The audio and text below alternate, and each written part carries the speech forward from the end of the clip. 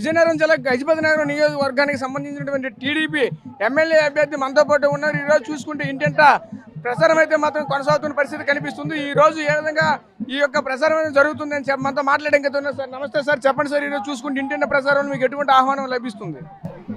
విశేషమైన స్పందన లభిస్తుంది.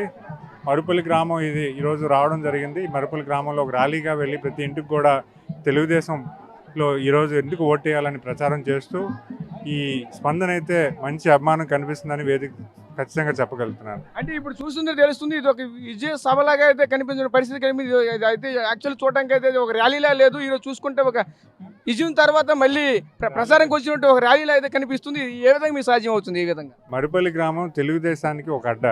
మరి అంత అభిమానం చూపించాలంటే ఒక విజయోత్సవ సభలాగా విజయోత్సవ ర్యాలీలాగా ఉందని ఖచ్చితంగా ఈ మరిపల్లిలో ఎంత జనాలు అయితే మాత్రం మిమ్మల్ని ఆదరిస్తున్న పరిస్థితి కనిపిస్తుంది. ఈ గ్రామానికి సంబంధించినటువంటి అభివృద్ధి కావచ్చు, లేదంటే ఇంతకుముందు ఇక్కడ ఉన్నటువంటి సమస్యలు కావచ్చు, ఏవి మీరు గుర్తించారు? వాళ్ళకి ఇచ్చిన మాట ఏంటి మీరు? అంటే గత తెలుగుదేశం ప్రభుత్వంలో మంచి అభివృద్ధి అయితే గ్రామం పొందింది. అయితే ఇప్పుడున్న పరిస్థితుల్లో గత 5 ఏళ్ళుగా ఎటువంటి అభివృద్ధి అయితే జరగలేదు. వాటికి కొన్ని రిక్వెస్ట్ అయితే ఇవ్వడం జరిగింది. ఆ రిక్వెస్ట్ని పూర్తి స్థాయిలో రానున్న తెలుగుదేశం ప్రభుత్వంలో చేస్తామని మాట ఇచ్చాం. ఇప్పుడు మీరు ఏమైనా ఇక్కడికి వచ్చారు కదా, ఏమైనా గుర్తించారా? ఇక్కడ వస్తుంటే ప్రజలు ఏమైనా ఇక్కడ ఈ గ్రామానికి సంబంధించిన సమస్యలు ఏమైనా మీరు దృష్టికి తీసుకుని వస్తున్నారా? ముఖ్యంగా ఇంటింటి వాటర్ కనెక్షన్ అనేది ప్రధానమైన సమస్య ఈ గ్రామంలో కూడా ఉంది. అది ఇంకోటి ఈరోజు చూసుకుంటే అభివృద్ధి అంటున్నారు. ఆల్రెడీ ఇప్పటికే చూసుకుంటే సంక్షేమం కావచ్చు, అభివృద్ధి కావచ్చు, మేము ఎంతో చేసామని చెప్పి వైసీపీ చెప్తున్న పరిస్థితి కనిపిస్తుంది. ఈ రోజు ప్రజల్లో ఆ విధంగా అటువంటి స్పందన కనిపిస్తుందా మీకు వెళ్తున్నప్పుడు? అభివృద్ధి అనేది వాళ్ళు చెప్పుకుంటున్నారు, కానీ అది కనిపించడానికి ఇక్కడ ఏమీ కనిపించలేదు. ఎందుకంటే గత 5 ఏళ్ళుగా ఎటువంటి అభివృద్ధి జరగలేదు. అభివృద్ధి ఏదైతే ఉందో, ప్రస్తుత అభివృద్ధి ఏదైతే ఉందో గత తెలుగుదేశం ప్రభుత్వంలో జరిగిందని అందరికీ తెలుసు.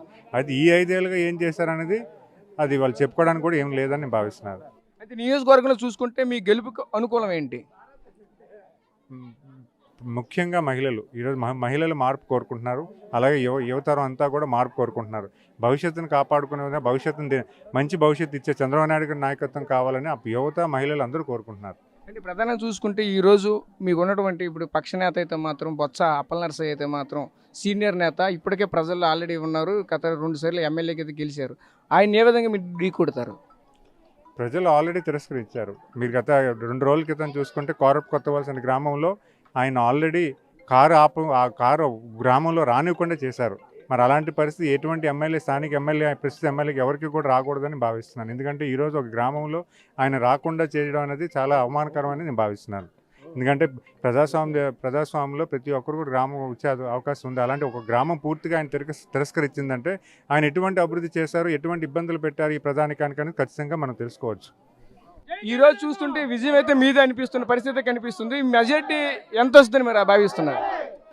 మెజారిటీ అయితే మేము పాజిటివ్గా ఆలోచిస్తాం, కానీ కన్స్ట్రక్టివ్గా పనిచేస్తాం. మేమైతే మెజారిటీ కనీసం 30,000 పైన ఉంటుందని మేము భావిస్తున్నాం.